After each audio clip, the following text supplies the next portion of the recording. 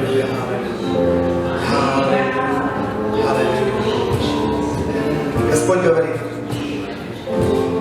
время ускоряется. Вещи будут происходить быстрее.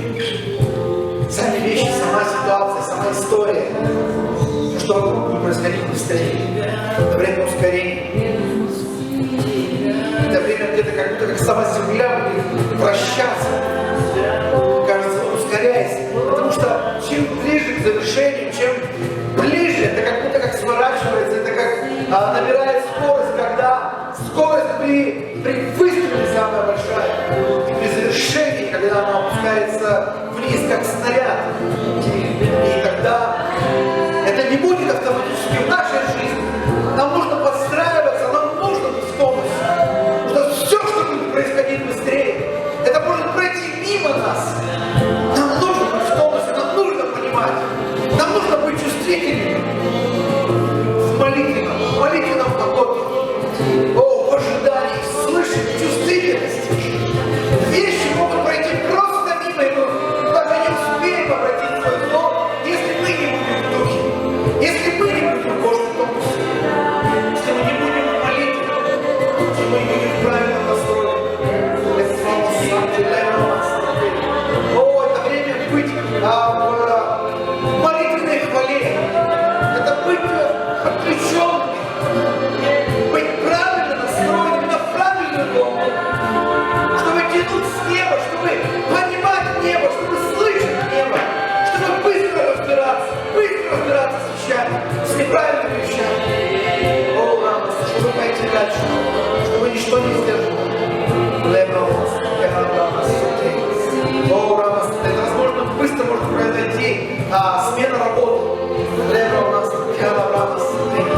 О, возможно смена служения. О, радость,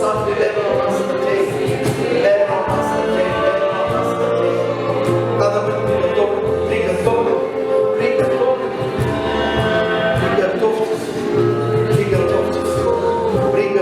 Приготовьтесь, даже быть внимательным, быть настроенным. Это не просто зевать, это не просто думать, что завтра мы как-то готовы. Возможно, готовы нужно быть уже прямо сейчас. Готовы быть вечером. Что-то может произойти даже не утром, а ночью. Быть готовым, быть внимательным.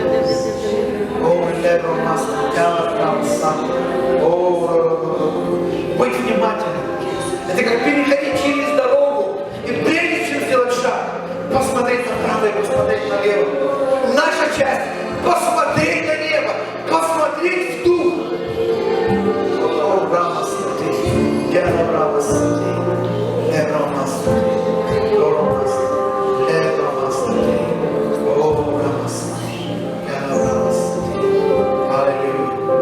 Аллилуйя, Господь, мы благодарим Тебя. Господь, чтобы мы более и более были внимательными, более были открытыми, чтобы, Господь, старое оставалось позади, чтобы мы могли простираться вперед.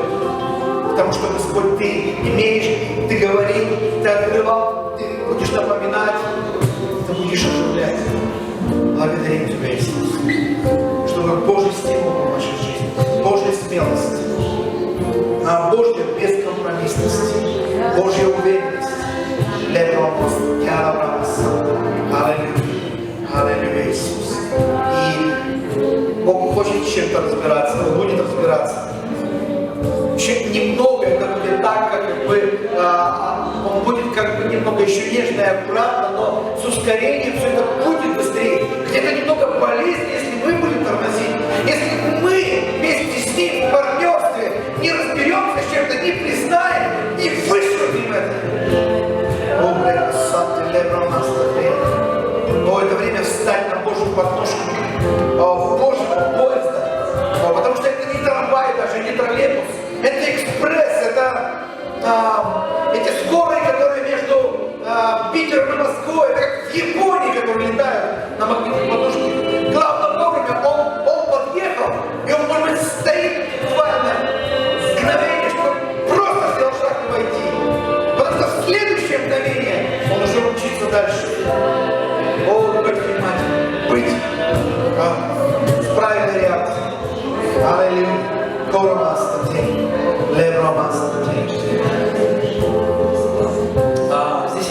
которых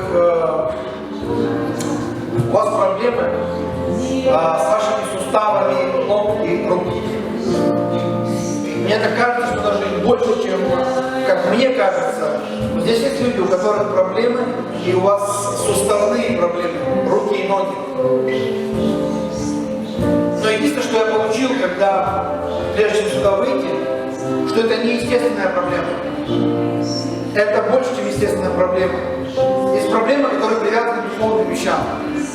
И оно как-то привязано к тому, что вы где-то стеснялись, где-то боялись, где-то опасались, где-то даже заднюю дали в том, когда Бог хотел через вас идти свидетельствовать, хотел через вас кого-то благословить, вплоть даже, чтобы возлагать на кого-то руки. Вот так я это получил. У вас физическое как бы проявление, но оно неким образом связано с каким-то страхом, каким-то демоническим ложным страхом, который вы впустили. И это влияет даже на физическое. Бог хочет. Почему? Потому что есть также проблемы с сердцем. Но я также вижу, что это не просто проблема с физическим сердцем. Есть проблема с духовным сердцем. То есть с знанием Бога, с пониманием Бога, с доверием Ему. И чтобы слышать Бога в своем сердце, а не обстоятельства или какие-то другие голоса. И это как-то взаимосвязано. И сердце, внутренний человек, и вот суставы. Просто примите решение. Просто примите решение, когда я буду сейчас молиться и далее, чтобы, по крайней мере, начали думать в правильном направлении. Господь, я хочу, чтобы мои руки работали для Тебя, чтобы мои ноги ходили для Тебя, чтобы мое сердце, мой дух, моя душа, они могли быть открытыми и где-то переступая через что-то. Божье, какой-то смелостью начать двигаться. Время ускорения. Дорогой Небесный Отец, во имя Иисуса Христа я молю, Господь, за каждую ситуацию, которую Ты показал и сказал, что у кого-то есть, Господь, проблемы в теле. Но это не только проблемы в теле, это проблемы души, это проблемы каких-то страхов, ограничений, которые были допущены во имя Иисуса Христа, чтобы это было разбито, чтобы был разбит страх, разбита ложь во имя Иисуса Христа, в том, что мы не можем. Это потому, что мы боимся и не хотим. Мы все можем во Христе Иисусе. О, радость, ты легко промасал. Когда я молю, Господь, за сердца, не только за физические, но за внутреннее состояние, Господь. Внутреннюю уверенность, внутреннее желание, как оно было раньше, внутреннее горение и огонь. О, внутреннюю жажду, Господь, радости общения с Тобой, и чтобы потом эту радость поделиться, перенести ее, не стесняясь, не боясь, несмотря на какую-то ложную скромность. Господь, восстанавливай во имя Иисуса, восстанавливай, исправляй, это будет не так прямо, что сразу, здесь и сейчас, но это начнет улучшаться, изменение внутреннего будет проявляться на внешнем, исцеление словом и радостью Духа твоего сердца будет удивлять и на твоем теле.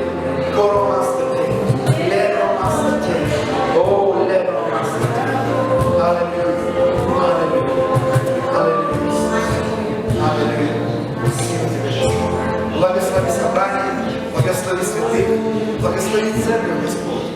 Благослови, Господь, все, что Ты хочешь сделать и говорить, потому что это уже благословенно, Господь. И пусть будет благословен каждый. Спасибо Тебе, Господь.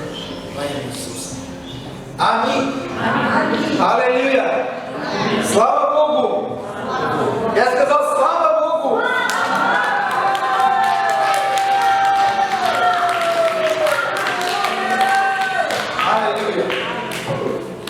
Я не знаю, касалось кого-то из вас ваших ног. Не то чтобы мне это не важно, я зацепиться даже не буду. Я получил, помолился и отдал. А вы исцеляйтесь, вы идите к Богу, разбирайтесь, что вам нужно. Слава Богу. Последнее, прежде чем вы сядете, я скажу, то, что я увидел, просто вижу и говорю, что с этим делать. Знаете, что я увидел?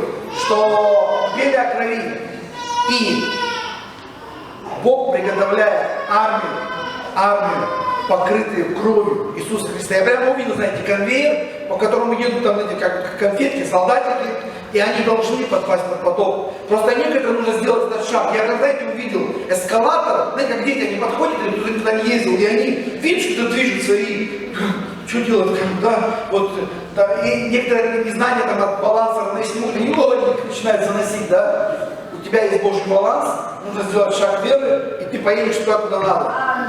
Потому что это поток крови Христовой. И в этом есть праведность. Праведность в вере, в доверии Богу. Я стою в правильном направлении, и Бог движет меня, и я буду покрыт. Потому что мы уже покрыты, но нужно где-то немножко обновления. Аминь? Аминь. Слава Господу, поприветствуй кого-то рядом. Скажи, что он классный, хорошо выглядит. И вообще, что он не зря здесь. Очень не зря. Те, кто пришел, нашел время. Кто-то не смог, но мы все еще по благодати имеем Zoom. Конечно, Zoom это не сказать, что прям идеальный выход. Вот кто-то еще приходит. Люди приходят, наполняют, приходят. Кто из вас вы верите, что Бог может наполнить этот зал? Да, конечно, не наполнить. Ну, как-то даже половину рук не подняла. Ну, наверное, еще после этого. Я повторю, чтобы вы пока там приветствовали, там, как говорят, не сразу слышали, да. Кто из вас, вы здесь, вы верующие, не просто верующие, да, мусульмане тоже верующие, и буддисты верующие, но вы верующие в Иисуса Христа. И вы верите, вы можете доверять Богу, что Бог может наполнить этот зал. Я имею в виду наше богослужение. Мы, конечно, благословляем людей, чтобы они тоже наполнялись, но мы за свою жизнь семью как бы верим, да? То есть вы верите, да? Хорошо. А кто готов для этого потрудиться? Ну, я ваши руки запомнил. А если я запомнил, то вообще по-любому. Но вообще, на самом деле, рук должно было быть, если не 100%, но 99, 900, короче. Это мы должны к тому прийти, что если мы хотим на самом деле, чтобы огород был спахан, урожай был хороший, поработать придется всем. Хорошо, сегодня у нас вечеря. Скажи вечеря. Скажи соседу, хлебопреломление. Скажи другому соседу, вечеря Господня. Скажи соседу сзади, Евхаристия. Некоторые не понимают слово Евхаристия, до этого я русским языком говорил. Сейчас немножко по-гречески. Греческое слово Евхаристо, это значит благодарю. Благодарю. Я как-то не помню, каким образом я попал где-то в комментариях, или где-то там, не помню, по-моему, сестра это была, какая-то была там в Фейсбуке там, и она с Греции.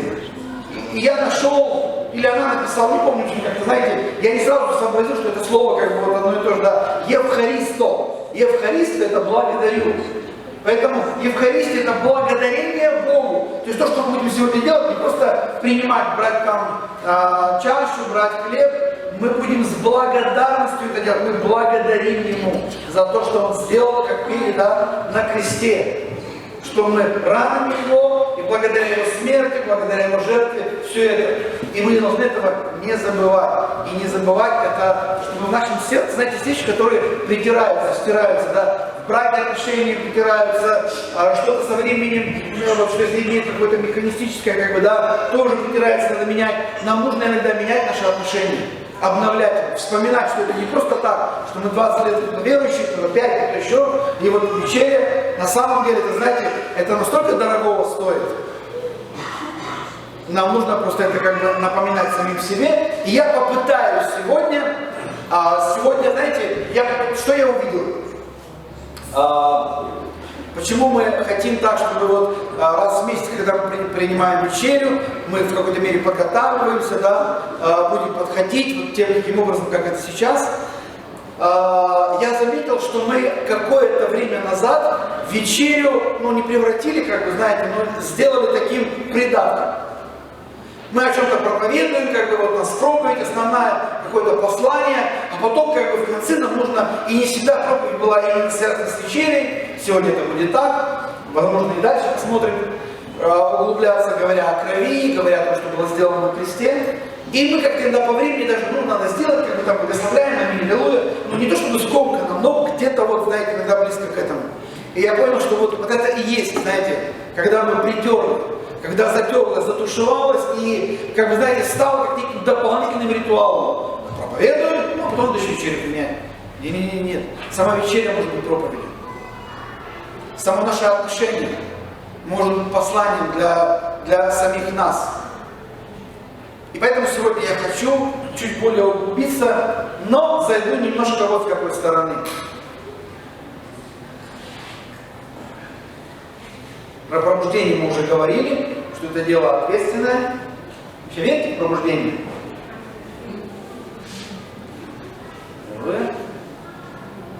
Трое из нас верят. Сейчас хочу сделать такой прям утром, эта фраза пришла, когда я находился в таком молитвенном состоянии, когда уже было почти все готово, но это пришло прямо вот утром. Придет время, оно придет, время оно придет, и что-то в это время не придет, когда будет какое-то особенное время, придет. Когда приходить в церковь, сейчас слушайте внимательно, когда приходить в церковь будет очень опасно. Вот я хороший пастор, хочу вас предупредить.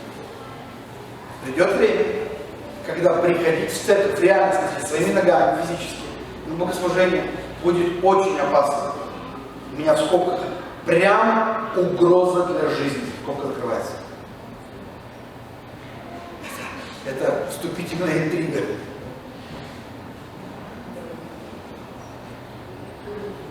Ну, я понимаю, что я не говорю что-то веселое, но меня почему-то это немножко веселит. Но потому что я знаю развязку, а вы не знаете. Вы со мной же не ходили туда. Но сейчас пойдем. Как вам, кстати, это первая часть этого высказывания, что придет время, когда приходить в церковь будет очень опасно. И это связано с угрозой прямо для жизни. Запятая. Ну, для тех, кто записывает, я так не тороплюсь, да? Для тех, кто смотрит, чтобы было слышно. А не приходить в церковь. Это почти будет одновременно такое время. Не приходить в церковь. Я бы даже добавил не быть в церкви даже, но отчасти это может быть не связано. А не приходить в церковь тоже опасно. Знаете, я помню, как где-то читал, типа, это не анекдот, но или какой-то притчи, еще что-то, рыцарь едет на коне, такое современное трактование, да, едет на коне, подъезжает к камню, ну, такое, знаете, былинное там русское сказание какое-то, подъезжает к камню, и 3 дороги от камня. И он пытается понять, куда ехать, как бы. Ну, на камне понятно, что там инструкция, да. Вот, как в Балке тоже что-то мелким почерком надо прочитать. И вот он читает, значит, пойдешь налево, коня потеряешь. Пойдешь направо, меч потеряешь, щит. Пойдешь прямо, все латы потеряешь, как бы, все. И он такой, дороги 3. Куда не пойдешь, какая-то безвыходная ситуация. Знаете, вот в русских сказках там куда-то, да, можно пойти куда-то. А это вот такая, что вот куда бы ни пошел, какие-то потери. И вдруг он видит мелким почерком там написано. И он как бы доглядывается, щурит глазки, как я, знаете, иногда. Я помню, как несколько раз Олег Иванович, наш драгоценный брат, кстати, он физически нездоров, давайте благословим, скажем, мы благословляем нашего брата Олега Ивановича. Вот вы так сказали, как будто вы вроде как хотели бы его благословить, ну так, не особо как-то. Давайте скажем, мы благословляем нашего брата и с ним всех остальных братьев и сестер, которым нужно наше и Божье благословение. Классно же, когда мы благословляем, лишь гордость нас благословляет. Аминь. Так вот он этим, я сказал про Олега Ивановича, как-то он вкрался в проповедь Олега Ивановича. Знаете, когда я с кем-то разговариваю, как бы, говорю, я думаю, у тебя милицейская такая штучка, ты сидишь тут так, поглядываешь на людей, думаю, ты это как милиционер, как бывший. Я говорю, Олег, у меня зрение не очень, поэтому как не надо иногда то, что ты видишь, выдавать, как бы, тебе кажется одно, на самом деле это другое, не торопись с выводами. Так вот он читает мелким почерком, а если будешь стоять здесь, получишь прямо здесь. То есть и все вообще.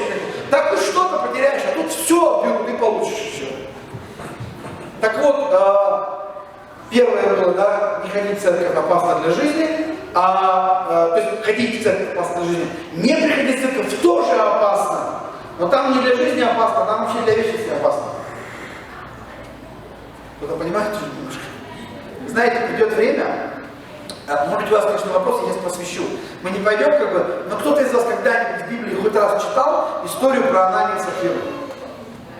Помните историю? Кто попишите ручкой? Вы в курсе про Ананию и Сапфиру? Некоторые не в курсе. Читайте Библию.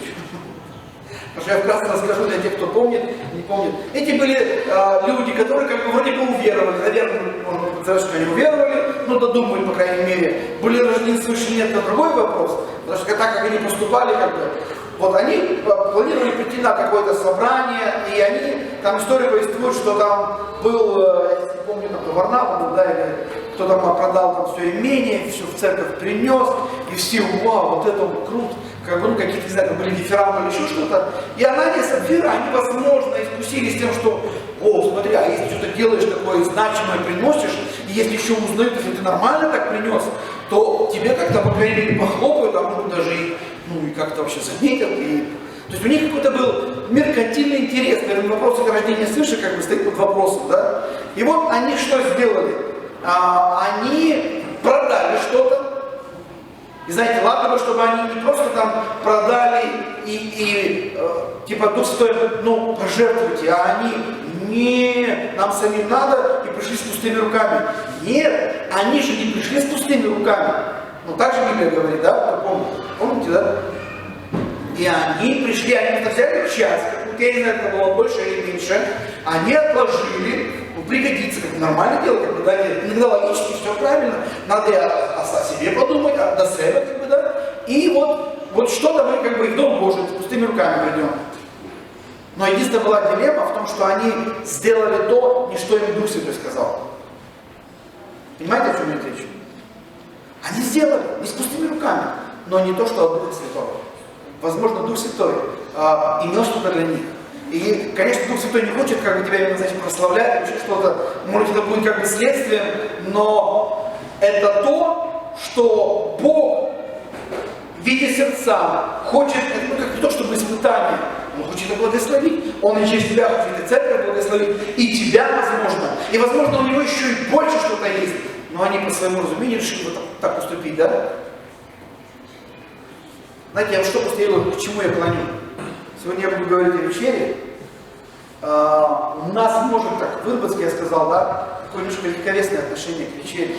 Ну, мы так-то в церковь ходим, мы с Богом, как бы любим там, верим, даем, на домашних кто-то ходит, молодцы, еще что-то, да. И как бы вечеря это вот как какой-то, как сказать, значит, религиозная галочка или, ну, такая, как сказать, подтверждение, типа, ну, не пар билет, конечно, да. То есть нечто, что, как бы такое, я как бы сделаю, там, открыл двоеточие, что-то повествовал, двоеточие закрывается точком, когда все, на месяц вы как бы приняли, все замечательно. И это может стать таким немножко легковесным. Вы знаете, я почему-то, как мне кажется, я увидел разницу. Что ситуация, в которую, ну, простите меня за выражение, вляпались Анания и Сапфира, вы помните, как они вляпались, да? То есть вначале, по-моему, Анания пал издыханием, да? Хронологи, если не ошибаюсь, правильно, да? Потом как-то они разминулись, как бы, да? Там она, может быть, кофе пила где-то, что-то еще задержалась. Она приходит, и, а где муж? Говорит, да может вы его только что вынесли. В смысле, куда вынесли? Уже на лаврах, что ли? Да нет, уже погребать. Как бы, и за тобой, как бы, короче, вот скоро уже придут. И она падает замертво. Это лишь касалось просто денег и просто послушания. Знаете, мне почему-то кажется, что ситуация там с деньгами, с послушанием, она не такая, как отношение к вечере. Мне кажется, что отношение к вечере куда более выше, куда более серьезнее. Кто-то может со мной согласиться? Что отношение к крови Господней, Писание много говорит о том, как вы должны относиться, чтобы не пренебрегать кровью Христа, святая кровь, и евреев, там, в откровении. Так вот смотрите, то, о чем я сказал, выражение, это сказано, придет время, когда приходить в церковь будет очень опасно. Если у нас неправильное состояние сердца, неправильное отношение. Сегодня еще есть благодать, сегодня еще есть милость. Мы можем приходить с неисповедными грехами, мы можем приходить с тем, что мы еще не разобрались, мы можем даже вечерю принимать, и ничего может еще не происходить. Но послушайте, как я сказал, время ускоряется, точнее, как вот Бог говорил чуть ранее, да, и есть просто предупреждение. Можно даже так сказать, от этого момента и дальше, что мы должны иметь другое отношение к вещам, которые говорит Библия в нашей жизни, и в том числе к вечере Господней. Потому что это не просто съесть и выпить, это отношение к Царству Божьему. Да, вот я прямо сейчас вспомнил. И я думаю, это для кого-то. Как только я сказал, Царство Божие. Когда мы были в поклонении, я увидел высокое дерево. И в этом высоком дереве, знаете, прям как ель какая-то высокая, огромная, такая ветвистая, пушистая, там такая прям закрывающаяся, не как у нас елки стоят там, вот такая прям. И в ней птицы. И вдруг я такой, что-то знакомое, как бы, и я вдруг, как бы, подожди, о чем это, о чем? Дерево, птицы, и слово укрываются. Я раз сразу в симфонии укрывается. И в 3 Евангелиях говорится, что Царство Божие, подобно семени, которое было посажено, потом оно выросло как огромное дерево, и там птицы в нем укрывались. У меня было такое, что просто высвободить это, возможно, кому-то это надо. Правда, знаете, да, такое, что если пророк что-то имеет сказать, то он должен где-то, может быть, даже истолковать. Я прям сразу, Господи, ну, я могу просто, конечно, отдать и высвободить, но как-то, если нужно, чтобы все-таки было понимание, кому-то, возможно, вы уже поняли. Возможно, может, вы читали, Бог что-то говорит.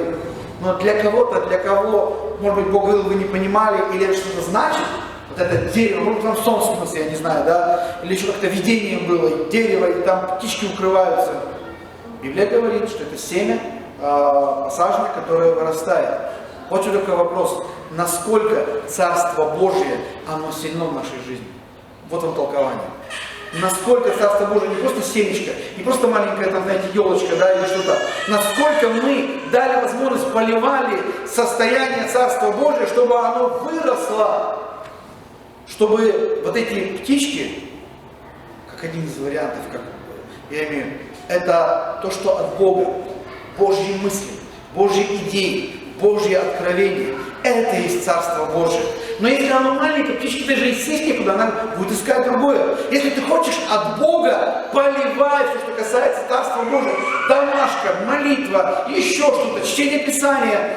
Делай все, что можешь, чтобы Царство Божие в тебе росло. Аминь. Аллилуйя. Сестра Сабиля. Поэтому придет такое время, когда будет опасно прийти в церковь, и чтобы, знаешь, тебя не вынесли отсюда. Мы должны проверять себя и судить себя. Другая ситуация, не приходить в церковь. Это, знаешь, можно пропустить, но не то чтобы восхищение. Можно пропустить, знаешь, одно откровение, другое. Кто-то уже растет, кто-то уже вперед на лихом коне, а ты где-то смотришь, эти тебя уже обошли, этих ты даже к вере привел, а они уже растут, они уже где-то в лидерстве. А что со мной не так? А с тобой смотри на Господа, смотри в Писание. Слушай то, что Бог говорит. Принимай к сердцу, прилагай, как прилагала Мария. Понимаете, о чем идет речь, да? 1 Коринфянам 10:1. Первое послание Коринфянам, 10 глава, 1 стих. Мы придем к вечере. В 1 Коринфянам в 11 главе говорится о вечере. Я, правда, прям совсем забыл, когда не скинул места Писания, но может там найдете, вставите, да? Прямо, если не здесь, прямо в свою Библию, в свой гаджет с 1 Коринфянам, 10 глава, с 1 стиха, читаем. «Не хочу оставить вас, братья, в неведении, что отцы наши все были под облаком, и все прошли сквозь море». То есть здесь история повествуется, как евреи выходили из Египта и должны были прийти в землю обетованную. «И все крестились, 2 стих, Моисея, в облаке и море, все ели одну и ту же духовную пищу, все пили одно и то же духовное питье, ибо пили из духовного последующего камня, камень же был Христос». Вау, интересно, да? Ветхий Завет, а камень, об который, то есть скала, об которую ударил Моисей, о которой Бог сказал, оказывается, это был Христос. Христос, оказывается, был не только в Новом Завете, но и там был, оказывается. Это другая история, да, он был, потому что он был в начале, он был Слово, он был Бог, в начале было, да, Бога, и... Но мы немножко о другом. То есть вот они идут, вот происходят сверхъестественные вещи. Этот камень, Павел говорит, говоря уже в Новом Завете, что это было откровение, потому что Христос есть откровение, Слово есть откровение, да, это живая вода. То есть там с ними было то же самое, что сегодня с нами. С нами Христос, с нами откровение. Знаете, нет такого учения, что, я помню сам, как я первый раз, меня выпустили в Хабаровске проповедовать в молитвенном доме пятидесятников, и я Библию мало читал, но из того, что прочитал, понял так. Ветхий Завет, Бог строгий. Он такой сердитый, там, язычников убивают, там, как бы Израиль, как бы там имеет право, как бы освобождать, завоевывать, там, косили направо-налево. А вот в Новом Завете Бог есть любовь. В Иоанна мы читаем, да? И я вот как вышел, как верил, так сказал. Меня потом пресвитер старший после собрания не сюда. Нет, знаешь, Бог, он не как он был строгий в Ветхом Завете, так он был полон любви. И он не стал, знаешь, сегодня менее строгим, потому что мы читаем как Иоанна о любви. Иисус говорил о стандартах, что, знаете, они не стали меньше, они стали еще выше на самом деле. Хорошо. И вот с 35 стиха. Но не о многих из них благоволил Бог. То есть они пили, они шли. А они шли, могли за 40 дней, 40 лет они ходили за Богом. Как Бог их терпел, как бы, ну, другая тоже история. Но не о многих из них благоволил Бог. То есть расположения у Бога не было ко всем. То есть всех вел, но некоторые из них взбрыкивали. И их взбрыки иногда заканчивались смертельными случаями.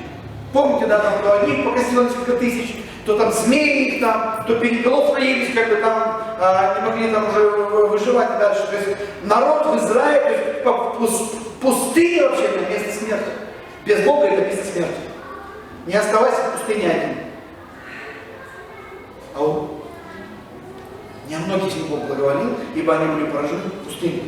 А это были образы для нас. Оказывается, это даже не для них было. Они что-то переживали. Но Павел говорит, то, что переживали они, это нам уроки. Чтобы мы не были, вот здесь начинается 5 пунктов. Скажи, 5 пунктов. Или так скажи, 5 шагов куда-то вниз. Ну, в смысле, вот туда, в пропасть куда-то. Почему они погибали и умирали? Мы сейчас опять затронем. Потому что нам нужно понимать, это же образы для нас, это уроки для нас. 6 стих. Это были образы для нас, чтобы первое, мы не были похотливы на злое, как они были похотливы. Слушайте, похоть это заразная штука. Похоть это вообще проклятие, похоть это плохо. Вы знаете, что мы часто слово похоть ассоциируем с сексуальной сферой. Типа, когда мужчины, они вожделеют женщин, то вот это как бы называется похоть. Но оказывается, когда и женщины могут вожделеть мужчин, это тоже похоть. Но на самом деле слово похоть не подразумевается только сексуальное вожделение. То есть слово желание, это желание, вожделение. Хочу, не могу. Знаете, некоторые хочу, не могу съесть вот это. Хочу, не могу вот этот новый гаджет. Хочу, не могу в другую церковь. Это надоело, устал. Ну и список можно продолжать. Я так набросал вам, да? Понимаете, да, что похоть может быть для чего угодно. У кого-то похоть до карьеры, у кого-то до денег, еще что-то. Поэтому похотливы на злое, то есть это похотливы, жадные, завистливые, желающие чего-то, что им кажется, в принципе, это вроде бы и неплохо, но на самом деле в конце приведет к какому-то злу. То есть завершение будет не очень радостное. Поэтому они погибали и умирали. Это образы для нас. Мы должны проверять себя, должны проверять свое сердце. А чего я хочу? А может быть, мне хочется, вот, знаете, у нас много чего хочется. Мы на молитве в четверг говорили, что, да, желание праведника исполняется. Скажите, праведники, все ваши желания исполнились? Какие вы желали? Ну, давайте, честно. Все? Нет, что ли? Ну, как так-то? Ну, написано, я не помню место Писания, это Псалма, что притча. Желание праведника Бог исполняет. Вы мне говорите, Бог не... Вы праведники, его желания исполняются. Тут коллизия какая-то тогда. Или у Бога что-то не работает. Или, ну вы понимаете, следующее, да? Или с праведностью проблема. Потому что если наша праведность не наша, а Божья, тогда и желания, и мотивы будут не наши, а Божьи. Ты, может быть, хочешь, чтобы твой начальник, он как-то, вроде даже идея, что он куда-то в рост пойдет, и там как бы, может быть, конкуренция, а может быть я же хороший, я столько много сделал, меня просили, я там как бы это, вдруг ставят вместо тебя другого. И ты говоришь, лопать, спасибо, да. Но, знаешь, если желание от Бога, это там, где ты смиряешься, и ты говоришь, как Иисус, не моя воля, даже если через крест, даже если не получу, даже если отказ, даже если сокращение. Но главное остаться с тобой и радоваться тебе. Потому что хуже, когда я своим путем что-то и во что-то вхожу, а Бог не входил туда со мной. Помните, как Моисей говорит, да? Бог говорит, я отправлю, я ангела дам, но сами не пойдут. Старайтесь, и помажет, и благословит, и дорога будет открыта, все вообще намази. А Бог говорит, ну, я вам намажу, но с вами там как бы нет. И Моисей мудрый человек. Господи, ты хоть что давай. Но я не хочу, я не знаю, как они. Но что народ погибнет, и я не хочу без тебя ни шагу. Нам нужно учиться в то время, когда мы живем, испытывать, проверять мотивы, мысли, чувства. К чему меня влечет, к чему меня клонит. Поэтому, знаете, наши желания могут быть на зло. Хотя выглядит, кажется, вроде бы, ну, даже и ничего. Но они были похотливы. Возжелали, другой перевод, дурного. Вот, знаете, да, между хорошим и плохим мы можем разобраться, а между хорошим и отличным нужна, знаете, тонкая, филигранный подход с Духом Святым. Следующий стих, 7, и второй шаг вниз. Начинается все с желания. Это, знаете, прям пошагово. Все начинается с желания, чего я хочу, чего я желаю. Не будьте также идолопоклонниками, как некоторые из них, и мы чуть позже об идолопоклонстве там прочитаем, я вам объясню кое-что, которых написано, народ сел есть и пить, и встал играть. Помните эту историю, когда Моисей взошел на гору, и они ждали, неделю ждут, нет Моисея, вторую, да сколько можно, мы уже устали здесь под солнцем париться, как бы, нам куда-нибудь двинуться возле этой горы. Моисей куда-то на гору там ушел, жари, непонятно, там, может быть, снова там как-то египтяне переправятся, нас догонят или еще что-то. И они говорят, Ааронушка, милый, давай, мы не поняли, куда этот Моисей делся. Мы-то тебя-то знаем, как облупленного, ты же наш человек. Мы же с тобой в Египте-то сколько перепахали, сколько солом перетоптали. Этот Моисей, его 40 лет носил, что в голове вообще, и он еще и ушел, его нету. Давай по старой памяти мы вот золото тебе дадим, ты там свояешь, подогреешь, там выльешь. И что сделал Аарон? Он вылил тельца.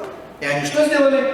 Ай-на-не-на-не, ай-на-не-на-не. Ну, в смысле, они как бы, знаешь, Моисея нету, Бога Моисея нету, а если нету, давай я что-нибудь сам придумаю. Это, знаете, слово «сам», да? Знакомо, нет? Я сам. Вы когда-нибудь сами что-нибудь делали, а потом понимали, что то, что вы делаете, Бога там нету, благословения нету, радости нету. Было такое? Ладно, хорошо, если у вас не было, я расскажу того, у кого было. Летит мужик в Америке, ну, типа, с высоты, христианин, свалился там с Empire State Building, там 100 этажей, летит и, Господи, прости, спаси, все, больше не буду грешить, каюсь, в церковь, буду вернусь, буду ходить, все это, только помоги, спаси. Вас он где-то за какой-то карниз как-то каким-то боком зацепился, висит, и Бог ему говорит, сын мой, отпусти, я поймаю тебя. Ну, представьте, летел, до этого никто не ловил, вроде, кажется, сам зацепился, висит, думает над тем, что Бог говорит. А знаете, всегда же за то, что Бог говорит. Сделать шаг вверх, сделать что-то, что ты этого не делал. Или наоборот, встать и ничего не делать, и ждать, пока Бог не скажет. А Бог говорит, отпусти, я поймаю тебя. Я не знаю, конечно, как это бы выглядело, как бы, да, это же не каноническая притча, но со смыслом. Он повисел, послушал Бога. Ну и, как бы, говорит то ли себе, то ли Богу. Нет, спасибо, конечно. Но сам вляпался, сам не буду выбираться. Когда-нибудь себя где-нибудь вот так ощущали, ты как бы, да, пытаясь там справиться, пытаясь вылезти или еще что-то. И мы к Богу прибегаем где-то в конце пути, когда уже совсем поплохел, в церковь бежим, к лидерам, к пасторам, еще кому-то.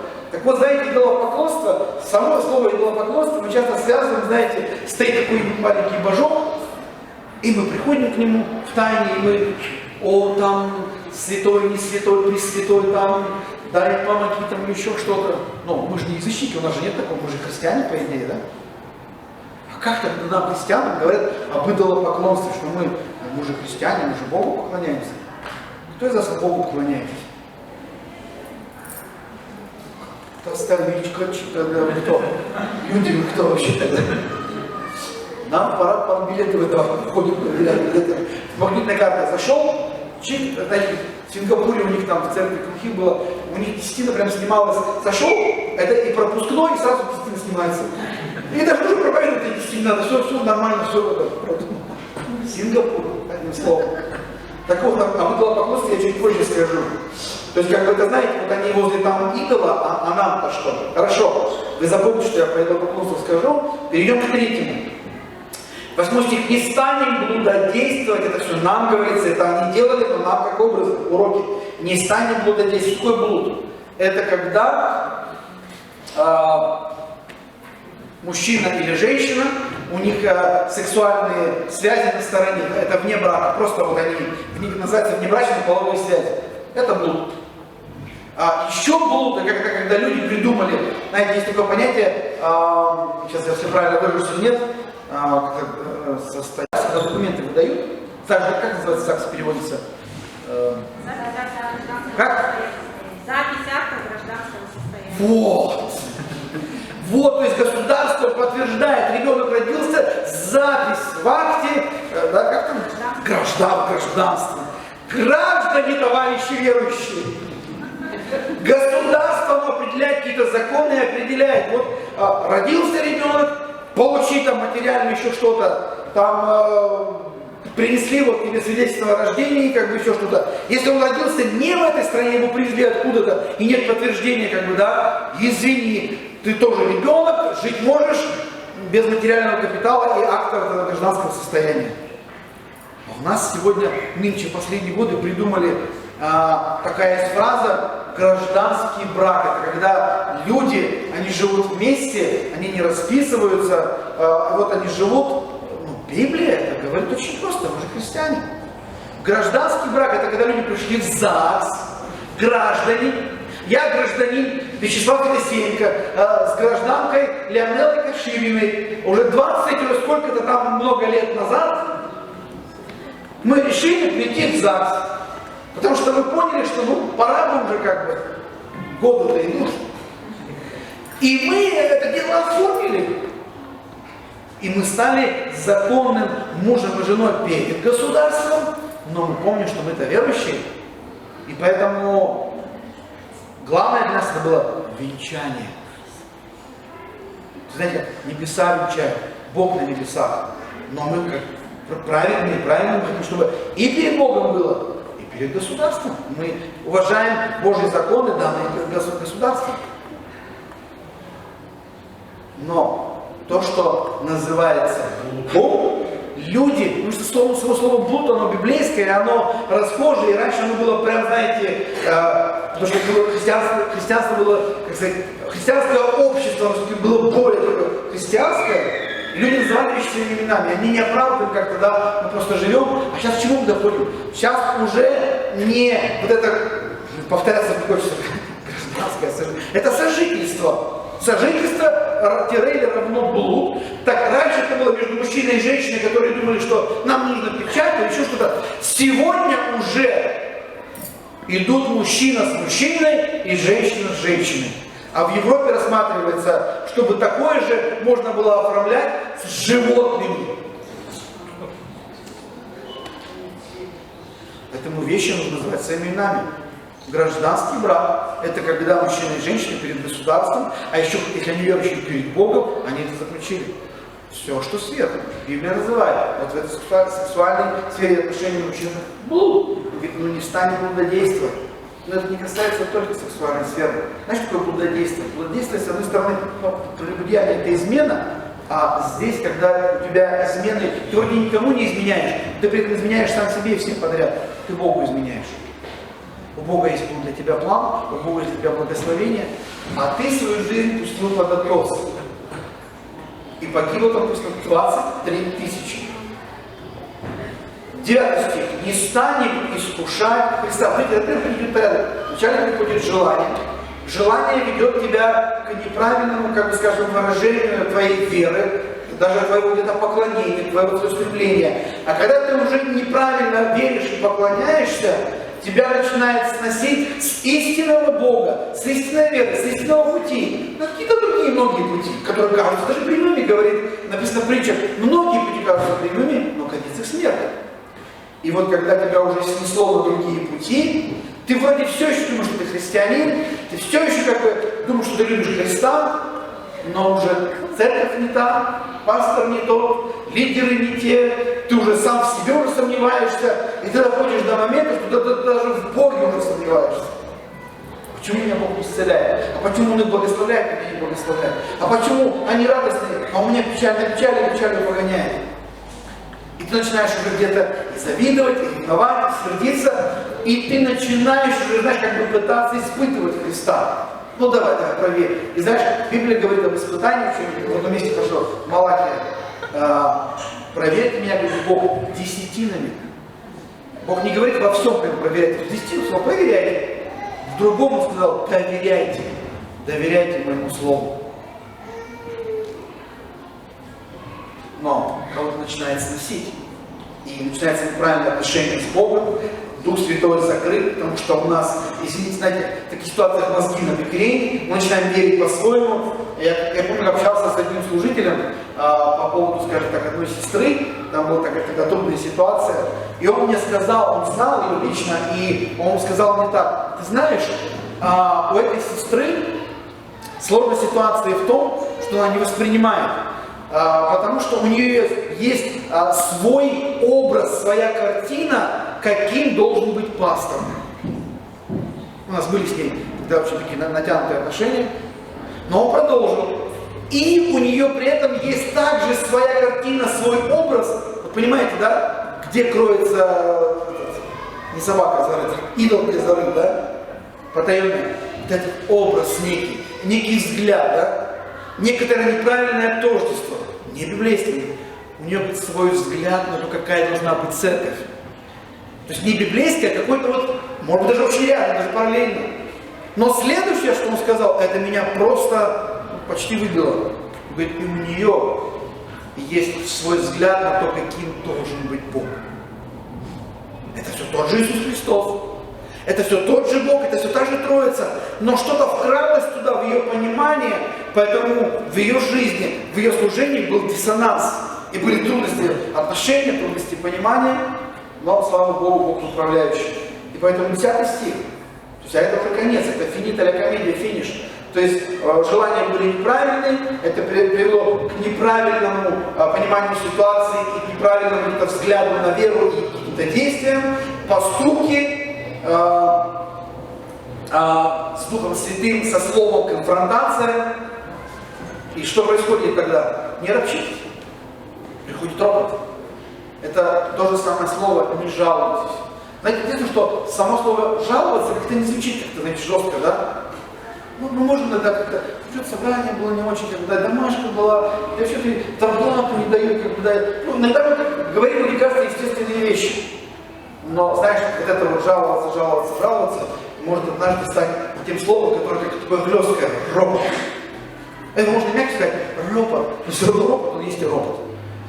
То есть, а ропот – это первичная стадия перехода в бунт. Ну а бунт – это революция. А революция – это всегда кровь и чьи-то головы летят. И они летят физически. Они в молитве летят. Да, те вот эти, Господи, да ты разберись с ними. Да там и 5, и 25. Вы понимаете, о чем я? Я все еще подвожу вас к вечере. Хорошо. Вот эти 5 вам нужно понимать, это же похотливое на зло, это желание. Идолопоклонство, неправильное выражение, я чуть позже прям его раскрою чуть-чуть. Блудодейство, это вот, знаешь, без авторитетов, и туда и сюда, со всеми направо-налево вас искушать Христа и не роптать, не жаловаться. Все это происходило с ними как образ 11 стих и описано в наставлении нам, достигших последних веков. Посему, кто думает для нас сейчас всех, что стоит, что стоит в вере, стоит уверенно, думает, что он со Христом, берегись, чтобы не упасть. Вас постигло искушение, не иное, как человеческое. Верен Бог, который не попустил вам, не попустит вам быть искушаемыми сверх сил, но при искушении даст облегчение, так, чтобы вы могли перенести. испытаны будем все. Атакованы будем все. Но если доверяем Богу, если находим возможность, как вы знаете, обойти вот эти вот препятствия, да, которые мы 5 этих озвучили, то Господь даст нам сил и обойти, и преодолеть, и выйти в тихую гавань, да, знаете, после шторма, после каких-то перипетий. И дальше, смотрите, что вот здесь говорится, да, 14 стих. Итак, возлюбленные, хорошо, прошли, слава Богу, перенесли, Бог дал благодать, подводим итог. Итак, возлюбленные мои, убегайте. И опять почему-то, вот здесь прямо это второе, убегайте идолослужения. Смотрите, у нас идолослужение каким было пунктом, шагом?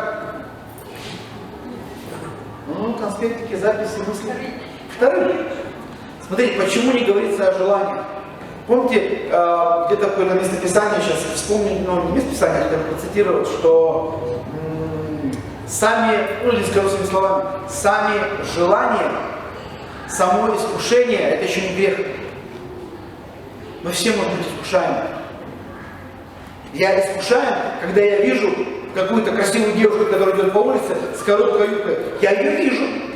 И я искушаем начать думать о ней больше. Или вижу кого-то со стороны не лица, вижу, идет с фигурой, все замечательно. И так хочется в лицо, как бы увидеть, а какое лицо? И Дух Святой, а тебе не надо смотреть на лицо. У тебя есть на кого смотреть. Аминь. Особенно когда спит. Самое милое лицо. Потому что отдыхает, ничего я делаю, не ругается. Так вот, это вопрос, что когда еще приходит, знаешь, вожделение может прийти, оно может попытаться, но ты можешь его остановить. Но когда ты его не остановил, и уже ты врюкался на полном ходу в идолопоклонство, идолослужение, что это? Итак, возлюбленный, убегай уже. Но если где-то прям разворачивайся, за шиворот беги. Потому что идолослужение, идолопоклонство, прям слушайте внимательно, это любовь и уважение. Это не идолы, это не божки. Это любовь и уважение чего-то, что становится больше, чем Бог. Опа-на, христианчики мои драгоценные. Вот мы тут и приплыли. И что? У нас не было ничего, что могло стать больше.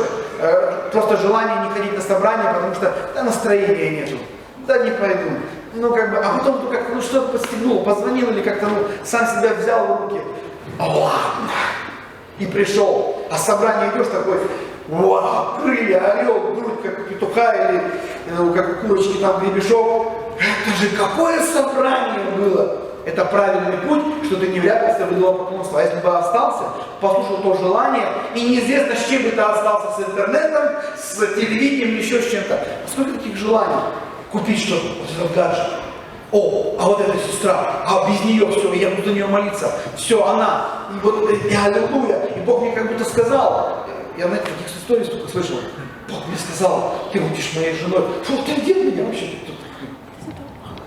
Знаете, одному служителю Бог сказал, она будет твоей женой. Он такой, вау, а она на голову его выше. Она канадка, он итальянец. И он такой, о, дорогая сестра, Бог мне сказал, что ты будешь моей женой. Так, знаете, снизу сверху на нее. Господи, это кто вообще? Ну, он евангелистом был. Она со Швеции, итальянец. А она была канадкой, из канадской команды. Это было все в Израиле. И он такой, Бог, ну как так? Ты же сказал, как бы. Он не просто, знаете, у него не надуло на самом деле. А есть такие, знаете, сколько таких, которых надуло. Дуло у них надуло, и, как говорит, штилец открыл, и там было дуло. Закрыл, дуть перестал. Надо закрывать иногда, знаешь, лишние форточки, ненужные всякие мысли. Написано, ищите Царство Божие, будь Господи. Я, это отдельный случай, я сейчас пойду сюда. Мне потом достанется. Все, я смотрите, я сразу, все, чинно, ровно, идем дальше. Так вот, нам нужно быть внимательным к Духу, нам нужно быть внимательным к Слову, чтобы никакие вот эти вот любовь и уважение чего-то, что становится больше, оно незаметно же приходит, оно забирает наше время. Тут же помните, я рассказывал про танк, как там, World of Tanks. Ну, танчик, кто-нибудь помните, да? Я рассказывал, как мне Бог освободил от танчика. Жена знает, какое-то время прям Любая возможность, накрывай, планшеты, все мальчики любят войнушечки. И даже пасторы, знаете, в таких добавят, сидят, стратегии. И не только пасторы. Бог освободил, просто пришел и все, аллилуйя, мне это надо. Я даже пробовал один раз, мне не пошло, что до свидания. Поэтому нам нужно разбираться тем, что на нашем горизонте, на нашем пути. С 15 по 17 стих, и мы сейчас здесь закончим и перейдем в завершающую фазу, основную. Я говорю вам, как рассудительный, то есть у кого есть рассудок, у кого есть понимание, кто может взвешивать, сами рассудите, то есть сами взвесьте, сами посмотрите с разных сторон о том, что я говорю. Чаша, и вот смотрите, он говорил о ситуациях, в которых они, то есть к чему должен был Израиль прийти? Они должны были войти в землю обетованную. Но земля обетованная это не само по себе. Земля обетованная есть цена. Там это была цена крови, может быть, народов тех, которых, да, той жертвы, которая была принесена на Песах, да, тот агнец. Всегда есть цена войти в обетование, войти в новое. Он говорит, ребята, чтобы войти в новое, вам нужно со старым разобраться. И он нам говорит, нам с этим нужно разбираться. И он говорит, как рассудительный, о чаше благословения. Потому что благословение войти в новое. Благословение войти, чтобы новые люди, знаете, чтобы новые люди вошли в эту церковь, мы должны стать благословенными. Не в смысле благословенными, с тем, что мы там у нас, не знаю, там здоровье прибавится, денег прибавится, радости прибавится, мы такие классные все будем, как вообще любить друг друга, как бы, да. Нет, благословение это что с благословением принимать других людей. Благословение понести к ним. Ау? Ля-ля? На проводе? Чаша благословения, которую благословляем, это то состояние Бога в нашей жизни. Это Его атмосфера, это Его присутствие. Это Он, которому есть место, когда мы убираем что-то другое с событий в нашей жизни. Не есть ли это приобщение крови Христовой? Хлеб, который преломляем, не есть ли приобщение тела Христова? Кровь Христа. Знаете, практически и тогда, и сейчас. Это не просто ритуал. Это когда мы верой по слову принимаем, что как тогда текла Его кровь. Я не просто беру чашу, налитую здесь и благословляю. Да, в чаше что-то налито. Но это не просто что-то налито. Для меня я верой принимаю по слову, что это Его кровь. Это не просто какая-то жидкость. Для меня вера это Его кровь. И это моя ответственность перед Ним. Верой по слову принять, потому что оно будет иметь. Кто из вас вы нуждаетесь сегодня в исцелении в вашем теле? Кто из вас вы нуждаетесь в каком-то, ну, скажем, здравости вашей разума, чтобы, знаете, не было твоих мыслей, каких-то страхов, там, какого-то такого, знаете, нестабильности. То есть это касается только физического тела, это касается душевного, но также это касается уверенности в Боге. Вот сюда я иду за Богом, а вот сюда нет, потому что Бог туда не идет. Это моя уверенность в Духе. Делать шаги. То есть дух, душа и тело. Поэтому, когда я беру эту маленькую чашечку, по тому современному моменту, который мы делаем это сейчас так, это не просто стакан-то пластиковый, но на нем маца. И это не просто еврейская маца, которую нам благословил евреи, короче говоря. Но это Его тело. И я должен верить в это. А если я верю в это, то и подход мой должен быть именно то, как говорит Писание, оставляя заднее, разбираясь с вещами, судя себя, позволяя Богу говорить. Если есть что-то из этих 5 или их производных, и он говорит, это приобщение крови, не приобщение губами к этой жидкости, да, приобщением крови веры. И хлеб, который преломляем, из приобщения тела Христова. И дальше он 17 стих заканчивает. Один хлеб, а мы многие одно тело. И все причащаемся от одного хлеба. Мы говорили об этом, скажем еще раз. Когда мы подходим к вечере, это касается часто, потому что если у нас что-то есть с грехом, или что-то выправить, мы приходим к Богу, мы закрываем глаза, дома, или может в собрании, нам дается время, и мы, Господи, прости, я хочу достойно принять, чтобы все было правильно, я не хочу быть поверхностным, Да, у меня есть какие-то грехи, кого-то обидел, не обидел, сделал что-то, смотрел не то или еще что-то. Как бы молился Давид: Господи, тайное мое удали от меня. То есть то, что не ведаю и не понимаю, мне несознательно, по несознанке что-то, да. И мы так молимся. И часто так было, как бы, да, что на этом как бы вроде бы и мы приходим к вечере, стоят служителя, они говорят: это тело Христово ломимое за вас, аминь. Как бы вроде настраивай, как бы, и вот. Просто верить надо. Значит, настраивать не надо, просто верить надо. Потому что ты не веришь только в это воскресенье, тебе нужно верить в это 24 часа в сутки. Потому что когда это закончится, ты уйдешь. Тебе нужно унести веру в исцеление, веру в здравость и веру в мудрость в Духе Святом. Аминь. Чтобы это работало. Но теперь есть добавочно, точнее никуда не деваешься, там здесь, что это касается не только приобщения к крови, приобщения к телу. А к телу это кто? Или что? Это твой сосед. Это кто-то на твоей домашней группе. Это кто-то в церкви. Возможно, ты с этого края, но ты не очень хочешь сейчас с кем-то с того края. Может быть, ты мизинец этой ноги, а он мочка уха. Или еще какой-нибудь другой орган, который сокрыт и вообще не виден. Как апостол Павел говорит, что есть органы, которые мы покрываем, которые неблаговидны и далее. Мы не знаем, кто из нас какой как бы орган, да и суть в этом. Но какое бы ни было расстояние, тело-то одно. Если болит мизинец и уху больно, извините, и пятой точки больно.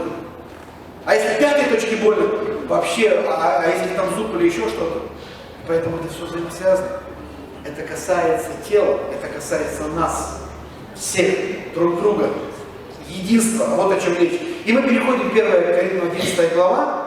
И вот здесь-то то обычное, что нам привычное, как бы, да, что мы обычно начинаем читать с 23 стиха, я хочу с 16. Можете мне дать еще 5 минут?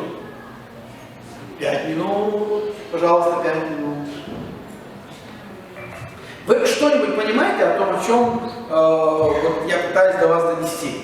Я верю, что Бог пытается до вас донести. Что когда мы принимать будем сегодня вечерю, и дальше, когда мы пойдем, это должно быть в нашей жизни все более свято, все более славно, все более чисто. И это не связано с самой вечерей, это связано с Богом по вертикали. И связано друг с другом по горизонтали. И нам нужна и там правильное отношение, и здесь правильное отношение. Насколько мы можем по максимуму, а максимум он Божий. Смотрите, 16 стиха. Если кто, читать о вечере, как бы вы только закончили, да, как бы он будет продолжать, но он там о чем-то говорит. Он говорит в Коринфе, что у них есть какие-то проблемы. Если бы кто хотел спорить, захотел, то мы как бы начал поспорить, как бы, да.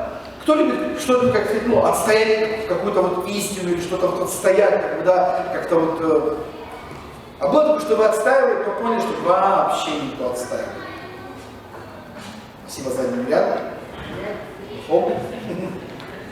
Знаете, но Библия говорит, вообще спорить в церкви Божьей вообще никак. Не, ну как, подождите, там дальше там прямо написано, да? Но предлагая сие, не хвалю вас, что вы собираетесь не на лучшее. То есть собираться на споры вообще не о том. Это худшее. Ибо, во-первых, слышу, что когда вы собираетесь в церкви, между вами бывает разделение, что отчасти верю. К чему приводят споры? Споры, безбожные споры приводят к разделению, к безбожному разделению. По-хорошему, споры вообще не от Бога. Потому что в споре каждый пытается доказать свою позицию. И в споре никто не ищет любви, в споре каждый, а я вот так вот думаю, а вы меня не поняли, а поэтому вы меня не любите, потому что вы не можете как бы за самому согласиться. К ночи все, хлоп двери и пошли в другую организацию, еще куда-то пошли. Споры не от Бога. Знаете что? Смиренные люди не спорят. Смиренные люди, они знают Бога, Слово Божие, они идут к Богу. И их смирение в том, чтобы доверять Ему и не доказывать свое. Бог сам докажет. Но, вот что интересно, в продолжении написано, 19 стих, ибо не спором надлежит, как бы, да? Ибо надлежит быть разномыслием. А знаете, чем спор от разномыслия отличается? Споры — это когда я смотрю с этой стороны и говорю, не знаю, что я говорю там, вот так вот. А Савич с той стороны смотрит, не видя мою, и говорит, не-не-не-не, Вот так, как вот там, а не так, как вот здесь. А знаете, что значит разномыслие? Это когда мы смотрим на одну и ту же вещь, просто с разных сторон по разному углу, и мы соглашаемся, что она и есть одна, просто мы видим ее разные срезы, это как видеть бриллиант. Ты видишь через срез одно преломление света, я вижу другое, но мы согласны, что это бриллиант. Понимаете? И в церкви должно быть разномыслие, чтобы мы видели Божье откровение и соглашались: вау, здорово. И один говорит: а вот в этом откровении я это вижу, другой говорит: а я в этом вижу еще. И начинает палитра раскрываться, картина начинает нарисовываться, видение открывается, есть куда развиваться и двигаться.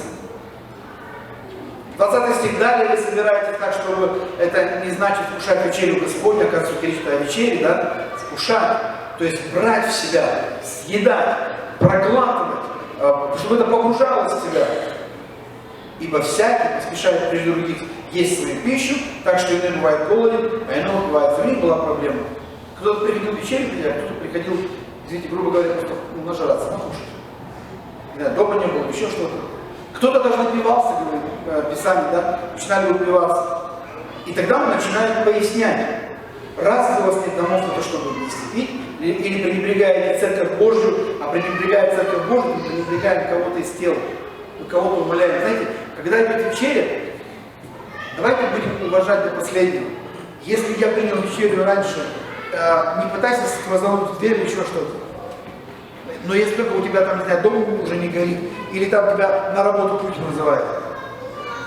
Если ты Путин на работу, у кого-то, у Айсена Николаевича, да? Но мы должны, не то, что я уже свое дело сделал, руки обтер, как бы, да, а? Айсен Сергеевич, Николай. Айсен Сергеевич Николай, да простит он меня, надеюсь, не узнает. И велик грех, да? Так вот, разве у вас нет всего этого дома? Вы дома ставьте свои вот какие-то замашки или еще что-то. Хотя и дома замашек должно быть. Мы же должны приходим, изменяемся, смиряемся и приносим это в дом. И он говорит, начинает. Достаточно, ибо я от самого Господа, то есть откровение. Он это увидел. Вы знаете, что вечеря, мы тоже должны сказать так: я от самого Господа, до меня дошло, я понял. Я прямо вот недавно рассказывал, мы тут на одном из молитв четверговых прославляли, такое прославление было. И такое прям классное, что я смотрю, Дмитрий здесь стоит, играет, и тут у него прям бам, глаза засияли, заслезились. А после собрания говорит: что, Дима, накрыло? Он говорит: ага. Я, говорит, понял, как Бога прославлять. Что Бог пришел на голову, что-то где-то там вылил или что-то, бам, таким небесным молоточком. И он прям зацвел. И все прославление, он просто цвел и вел хорошо, и славно, и все будет лучше и лучше. Я от самого Господа принял то, что и вам передал. Послушайте, вы примите, вам передавать кому-то придется. Вам учить кого-то, духовное наставничество, детей, младенцев. И он говорит, что Господь, то есть что передал, что Господь Иисус в ту ночь, в которой предан был, взял хлеб. И вот это уже наши знакомые, и возблагодарив, преломил, сказал: примите, едите, сие есть тело мое за вас сломимое, сие творите в мое воспоминание. Также и чашу после вечери, и сказал: сие есть чаша, есть новый завет моей крови, сие творите, когда только будете пить в мое воспоминание. Ибо всякий раз, когда вы едите хлеб сей и пьете чашу сию, смерть Господню возвещаете, доколе он придет. То есть мы вспоминаем о нем, мы вспоминаем, как это было в истории, мы вспоминаем, что это работает также сейчас. Это имеет силу. Знаете, часто я замечал после вечери, я был атакован просто в каких-то ситуациях. Это не значит, что дьявол не воспринимает, что если ты принимаешь вечерю, все замечательно. Он пытается его вести его что-то, от забывчивости до каких-то вещей. Но это наше хранить откровение, хранить веру. Я принял, я хочу быть не просто здоров, здоров это лишь часть. Я хочу быть с Богом, я хочу быть со Христом через это, чтобы Христос был со мной.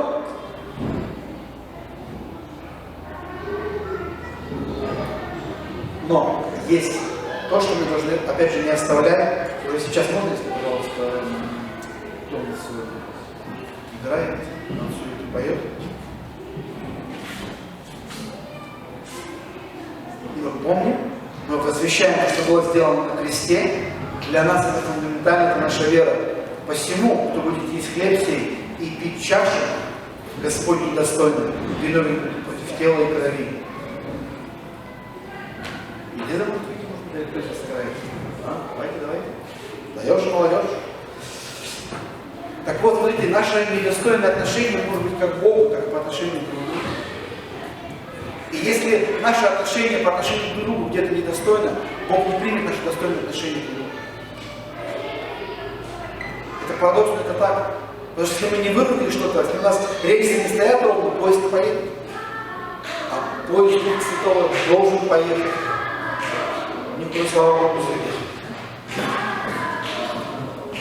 Мы должны испытывать, написано 28 стих, чтобы есть из чаши, это было достойно. Почему? Потому что будем пить и есть в осуждении себе. То есть суд — это открытые двери для каких-то проклятий, для какой-то работы дьявола. Если не будем рассуждать о теле, то есть рассуждать о Христе и рассуждать о Его церкви, о наших отношениях. Сегодня моя проповедь называется «Вечеря и наши взаимоотношения». Это не просто вечеря, это вечеря и мои взаимоотношения с Богом, и мои взаимоотношения с братьями и сестрами, с церковью. И подходя к завершению, кто ест и пьет недостойно еще раз, тот ест и пьет осуждение. Я хочу сказать, братья и сестры, не осуждайте себя. В смысле, сейчас я объясню. То есть не допускайте, чтобы осуждение пришло в вашу жизнь и принесло все, что оно может принести. Потому что когда приходит дьявольское, демоническое осуждение, приходят болезни, приходит прицепом все, что может прийти. Нам это не нужно. Скажи, мне это не нужно. Но, если ты не хочешь этого, не хочешь неправильного суда, Библия говорит, что мы судили сами себя, что мы рассуждали о теле Господнем. И 30-31 стих. Оттого многие из вас немощны. И больны, и немало умирает. Вы помните то, с чего я начал? В последнее время будет опасно приходить в церковь. Если наше неправильное сердце, неправильное отношение, неправильный вектор, неправильный фокус. Ой-ой-ой. Я, как сказать, предполагаю, не то, что верю, я почти верю, что так это и будет, что в последнее время выйти из церкви будет легче, выйти на членство, еще что-то, вот вернуться обратно. Иногда будет просто для кого-то даже невозможно, нереально или очень трудно. Это то же самое можно будет прийти через собрание, я не знаю, через год, через месяц, или через 5, или... но это будет. И все к тому идет. Что мы будем церковью Христовой или просто прихожанами и ухожанами.